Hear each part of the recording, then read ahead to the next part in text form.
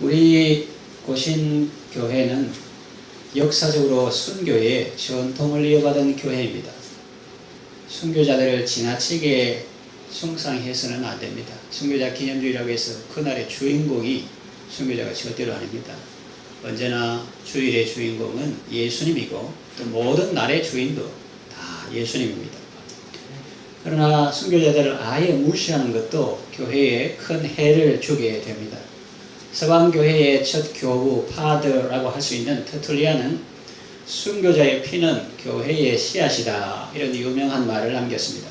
순교자들의 피가 이 땅에 심겨져서 오늘날 고신교회가 있게 된 것입니다. 주님이 버가모 교회에 하신 말씀은 우리에게 큰 깨달음을 줍니다. 버가모 교회는 믿음을 지키기 위해서 순교도 마다하지 않았습니다. 특히 그 가운데 안티바라는 사람은 주님을 증거하다가 죽임을 당한 대표적인 인물입니다. 안티바에 대해서는 우리가 아는 바가 거의 없습니다. 그러나 전해 내려오는 이야기에 따르면 로마 황제에 대한 숭배를 거부하고 그리스도를 주로 고백했기 때문에, 요즘 우리는 주 예수 그리스도, 이게 흔한 말이지만 그 당시에는 목숨 내놓는 일이었습니다. 전에 요한계시록 말씀할 때처럼 그들의 주요 하나님은 황제였기 때문입니다. 그래서 황제 아닌 것에 대해서 주 하나님 이런 붙이다가는 반역으로 죽임을 당하는 그런 시대인데, 이 안디바는 황제 숭배를 거부하고 그리스도를 주로 고백했기 때문에 뜨겁게 달구어진 거대한 놋그릇 속에서 튀겨져 죽었다고 합니다. 이와 같은 순교자의 터 위에 세워진 교회였지만은 그들에게도 큰 결점이 있었습니다. 그들 중 상당수가 발람의 교훈을 따라서 유혹에 빠졌기 때문입니다. 그래서 쉽게 말하면 순교, 신앙의 정통, 생활의 순결, 정말 귀중한 그런 일을 했는데 세월이 흐름에 따라 부드러운 어떤 세상 유혹에 이제 넘어갔다 하는 것입니다. 이런 교회를 향해서 우리 주님께서 어떤 메시지를 주시는지 살펴보겠습니다. 먼저 버가모는 어떤 곳인가? 버가모는 산 위에 지어진 거대한 도시입니다. 오늘날 이곳에 가기 위해서는 케이블카를 이용해야 합니다. 산 밑에서는 별로 보이는 것이 없어요. 그러나 산 위에 올라가면 정말 어마어마한 유적지를 볼 수가 있습니다. 또 주변이 모두 가파른 절벽으로 이루어져 있기 때문에 천혜의 요새입니다. 그래서 고대의 이 도시는 한 번도 정복된 적이 없는 도시입니다. 어떻게 그 높은 곳에 이런 도시를 세웠는지 신기할 정도입니다. 알렉산더 대왕, Alexander the Great라는 그 알렉산더 대왕 이후에 버가모는 큰 번영을 누렸습니다. 버가모 왕국은 소아시아 전체를 다 다스릴 정도로 막강한 힘을 가지고 있었습니다. 그래서 그 지역의 수도 역할을 하기도 했습니다. 문화도 발달했는데 그 지역에 세계 제1의 도서관이 있었습니다. 본래 우리가 세계사적으로 알기는 이집트의 알렉산드리아에 최대 도서관이 있었다, 수많은 장설을 자랑하는 것이다, 그렇게 알고 있는데, 그러나 그 이집트의 알렉산드리아가 불타면서 버가모 도서관이 최고의 위치를 차지하게 되었습니다. 이집트는 이 버가모 왕국을 견제하기 위해서 종이의 원료가 되는 파피루스 공급을 중단시켰습니다. 그런데 버가모는 여기에 맞서서 파피루스를 대신할 양피지를 개발하기도 했습니다. 그러니까 세상적으로 보면 대단한 도시죠. 세상적으로 볼 때 버가모는 최고의 도시였습니다. 그러나 하나님 보시기에 그 도시는 결코 좋은 도시가 아니었습니다. 오늘 본문에 보니까 어때요? 주님이 그 도시를 어떻게 평가하고 있습니까? 내가 어디 사는 것을 내가 아노니, 그럽니다. 어디 사는 곳을 내가 안다. 그거 어딘데? 하는 거예요. 거기는 사탄의 권좌가 있는 곳이라, 그렇게 말씀하십니다. 그리고 충성된 적인 안티바가 사탄이 거하는 곳에서 죽임을 당하였다, 그렇게 표현하고 있습니다. 그래서 그 권좌라는 말은 아시다시피 임금이 앉는 보좌를 가리키고 또 사탄이 거하는 곳 할 때 그 거한다는 것은 일시적인 거주지가 아니라 영구적인 거주지를 의미합니다. 이와 같이 버가모는 사탄의 도시였고 사탄의 영향력이 일반 도시들도 있지만 그 중에서 특별히 사탄의 영향력이 강력하게 나타나는 곳이었습니다. 반면에 그 도시 가운데 있는 버가모 교회는 어때요? 그런 대단한 도시 가운데 사는 버가모 교회 성도들은 어떻습니까? 이제 생겨난 지 얼마 안 되는 신생교회였습니다. 숫자로 따지면 아주 작은 수에 불과했을 것입니다. 그런데 이런 연약한 자들이 거대한 사탄의 세력이 지배하는 곳에서 살아가야 했습니다. 그들 중에 특별히 안티파라는 사람은 예수 그리스도의 이름을 굳게 붙잡았고 신실하게 예수님을 증거하였습니다. 여기서 충성된 증인이라는 표현이 나오는데 내 충성된 증인 안디바 이렇게 말씀하죠. 이 충성된 증인이라는 표현은 계시록 1장 5절에서 예수님을 지칭할 때 사용됐습니다. 그 구절에 따르면 예수 그리스도에 대해서 어떻게 소개하고 있습니까? 충성된 증인으로 죽은 자들 가운데서 먼저 나시고 땅의 임금들의 머리가 되신 분으로 표현하고 있죠. 증인 혹은 증거라는 단어는 요한 문헌에서 자주 등장하는 중요한 단어입니다. 예수 그리스도야말로 가장 충성스러운 증인이라고 할 수 있습니다. 예수님은 하나님께서 자신에게 주신 메시지를 하나도 남김없이 사람들에게 다 전하셨습니다. 그리고 바로 그것 때문에 죽임을 당하셨습니다. 헬라어로 증인을 마르투스라고 하는데 여기서 순교자라는 말이 생겼습니다. 마르투스 어원이 비슷하죠. 안디바도 주님에 대해서 증거하였고 그 자신의 증거 때문에 죽임을 당하였습니다. 버가모 교회는 정말 대단한 교회였습니다. 사탄의 거대한 세력 아래에서도 전혀 두려워하지 않고 그리스도를 증거하였습니다. 이것은 사람의 힘으로는 불가능할 것입니다. 사도행전 1장 8절을 참조해 볼 때 성령의 놀라운 능력이 있었기 때문에 버가모 교회는 믿음의 싸움을 싸울 수 있었습니다. 목숨도 두려워하지 않고 주님을 증거하는 교회가 무엇을 두려워하겠습니까? 그러나 여러분, 순교를 각오한다고 해서 그 교회가 최고의 교회가 되는 것은 아닙니다. 한때 순교자들이 배출된 그런 교회라도 그것 가지고 최고의 교회가 되는 것은 아니라는 것입니다.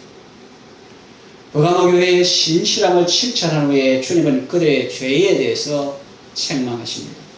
그들 중에 발람의 교훈을 따르는 자들이 있다는 것입니다. 발람에 관한 이야기는 민수기 22장에서 25장까지 자세히 진술되어 있습니다. 22, 3, 4, 5, 25 이렇게 4장이나 되는 길이가 보여주듯이 발람 사건은 민수기에서 매우 중요한 뜻이 있습니다. 이스라엘 백성들이 아모리 왕 시온과 바산 왕 옥을 쳐부수고 마침내 모압 땅에 이르렀습니다. 모압 왕이었던 발락은 소문을 들어서 알죠. 이스라엘하고 전투에서 싸울 수는 도저히 이길 수 없다는 것을 깨닫고 발람이라는 거짓 선지자를 매수해서 세상 말로 아주 용하다 하는 그 말하면 다 이루어지는 그런 발람이라는 거짓 선지자를 매수해서 이스라엘을 저주해라. 제발 저주해라. 은금을 술에 가득 실어주고 관직도 줄게. 어떻게 하든지 이스라엘 저주해라 했지만 하나님께서 개입하시니까 한마디도 저주할 수 없었습니다. 그 일을 못하도록 하나님께서 막으셨습니다. 심지어 하나님은 나귀의 입을 열어서 발람 선지자들을 책망하도록 하였습니다. 이때 발람은 인간적인 욕심으로 말은 네가 은금을 수레로 실어준다 해도 나는 그거 뭐한다.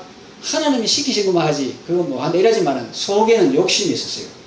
하나님은 가지 마라 했는데 간 거라든지 또 자꾸 한 번만에 거절해야 되는데 발락이 옆에 있다든지 그런 속셈이 있었는데 자꾸 발락이 그러니까 나중에 가면서 마지 못한 것처럼 살짝 이스라엘을 넘어뜨릴 수책을 알게 됩니다.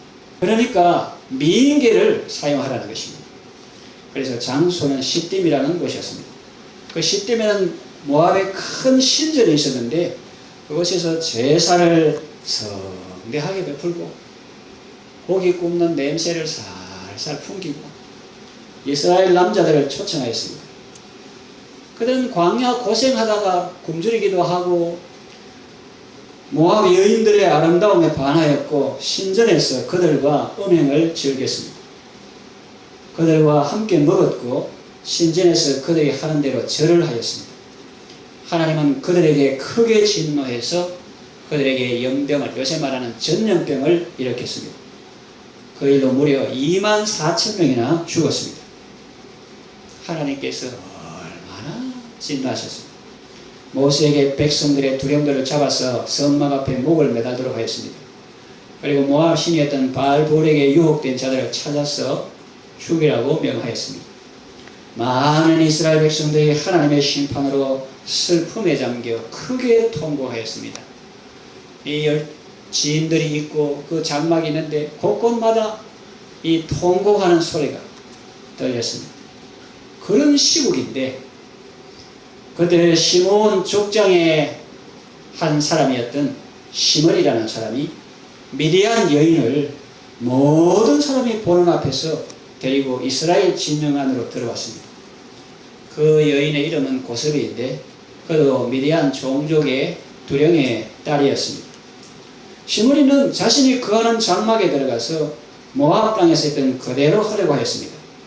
여기 여덟 말을 풀이하면 뭐냐면 불신자의 풍습을 밖에서 배우고 와서 교회 안으로 끌고 들어온 것이었습니다. 그것을 보고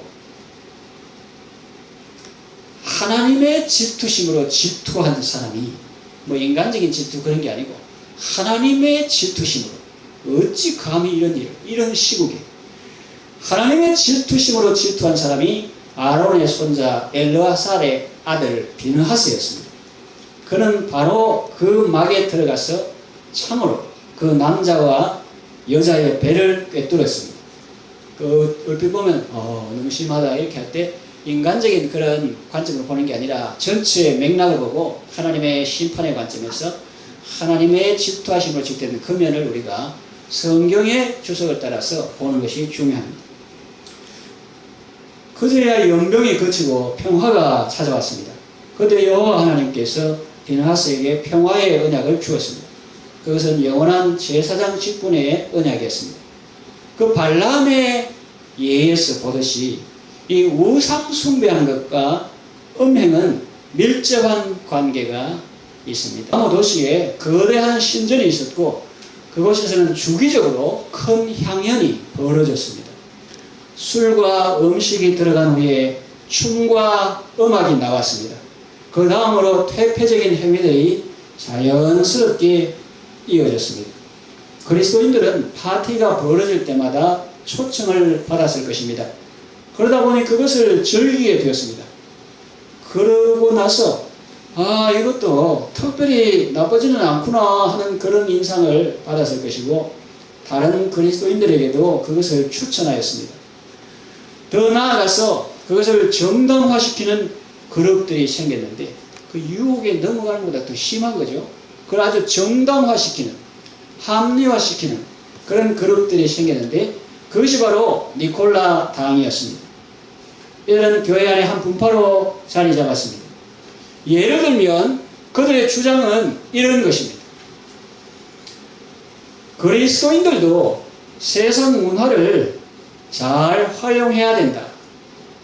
또 안 믿는 사람을 구원하려면 그들의 문화를 잘 알고 그들과 어울려야 한다. 교류해야 한다. 그런 주장을 했을 것입니다.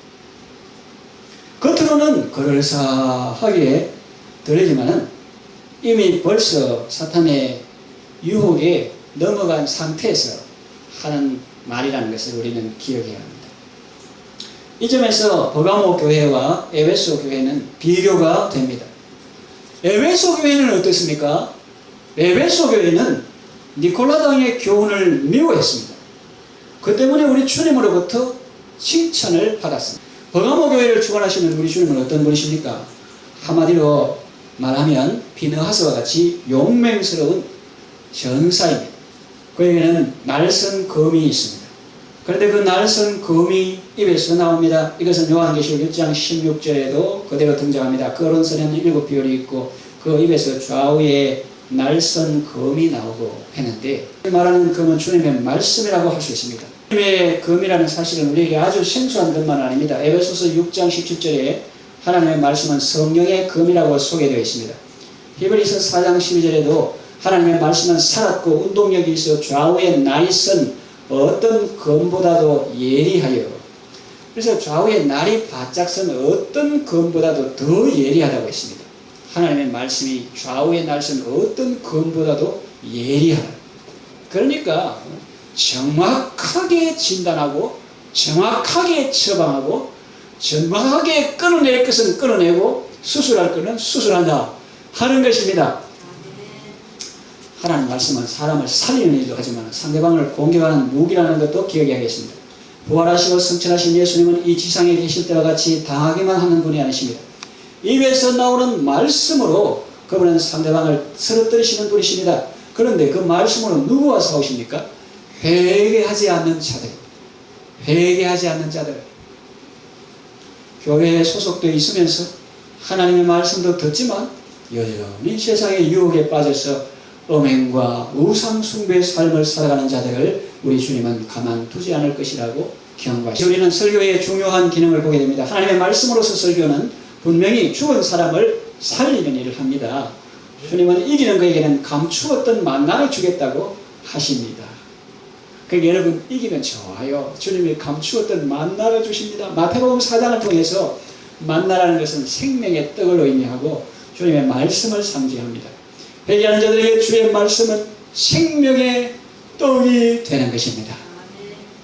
그리고 또 흰 돌을 줄 터인데 그 돌 위에 새 이름을 기록한 것이나니 받은 자밖에는 그 이름을 알 사람이 없느냐. 주님의 새 역사, 주님의 새 이름, 주님의 새 능력, 그걸 알게 하시는데 받는 자밖에는 그 이름을 알 사람이 없다고 그랬어요. 얼마나 비밀스러운 교제입니까? 우리 서로 받은 그 기쁨은 알 사람이 없도다. 받은 자밖에는 그 이름을 알 사람이 없는 그런 놀라운 은혜를 주시는데 회개하지 않은 자들에게 주의 말씀은 뭡니까? 그야말로 죽음의 칼일 뿐입니다. 주님께서 그 검으로 싸우실 때 누가 감히 살아남을 수 있겠습니까? 말씀의 검 앞에서 유일하게 살아남는 방법은 회개하는 것입니다. 그런데 회개의 시간은 많지 않습니다. 주님은 칼을 들고 내가 속히 네게 임하리니 이렇게 말씀하십니다. 왜 그럴까요? 그거는요, 음행과 우상 숭배의 죄는 쉽게 교회 안에 퍼지기 때문입니다. 그것을 그대로 두면 누룩처럼 교회 전체에 퍼질 것입니다. 우리는 여기에서 비느하스를 기억하게 됩니다. 비느하스는 아론의 손자이기 때문에 아론의 대를 이어가야 할 대제사장이죠.